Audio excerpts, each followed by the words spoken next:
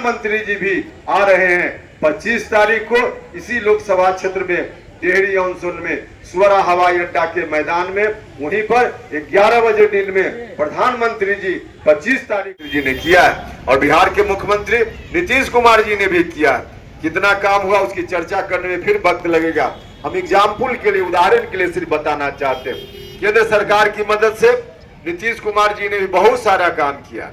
पहले गांव में बिजली के लिए लोग तरसते थे, कब बिजली आएगी, कब बिजली आएगी, लेकिन अब मुख्यमंत्री जी ने हर घर तक बिजली पहुंचाने का काम किया है। हर घर में बिजली पहुंच गई है और हर घर में बिजली सिर्फ पोल तार से नहीं पहुंची है, बल्कि 18 घंटा, 20 घंटा, 22 घंटा, 24 घंटा तक अब गांव में भी बिजली रहती है बिजली।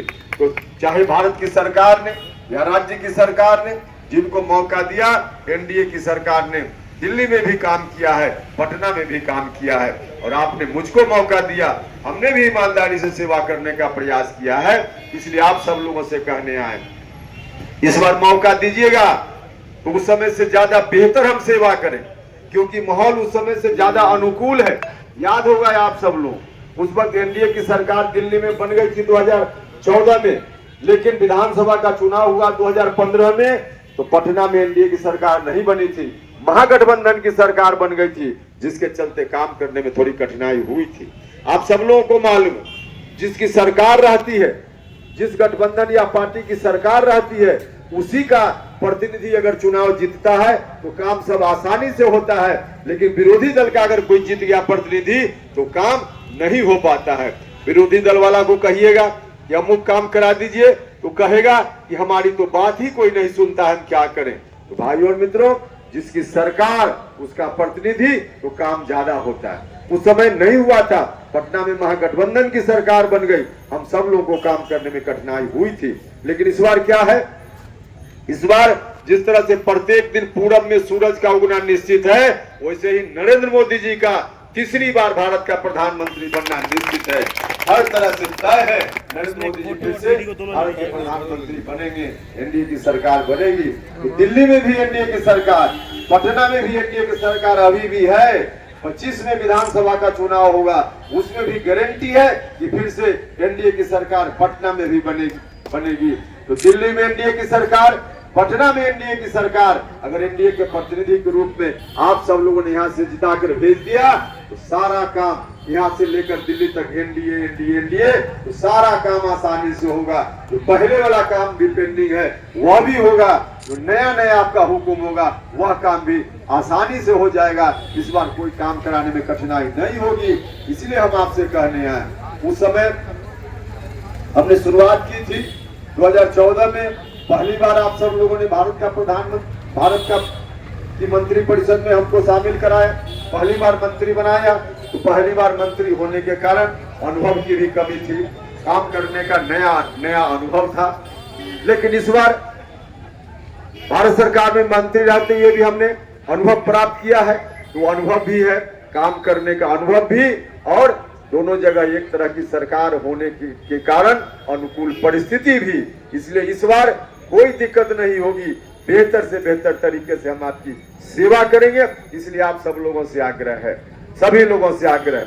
हाँ, हो सकता है कुछ लोगों की कोई शिकायत हो, 14 से 19 तक हम रहे, परिवार में भी लोग रहता है, एक दूसरे के प्रति शिकायत हो जाती है, कुछ कमी रह गई हो, संभव है, हम भी आदमी है, आप ही की तरह गलती होती है आदमी से। दुनिया में कोई इंसान नहीं जो दावा करे कि हमने अपने जीवन में कोई गलती नहीं की। गलती हो सकती है, जाने अनजाने गलती हो सकती है।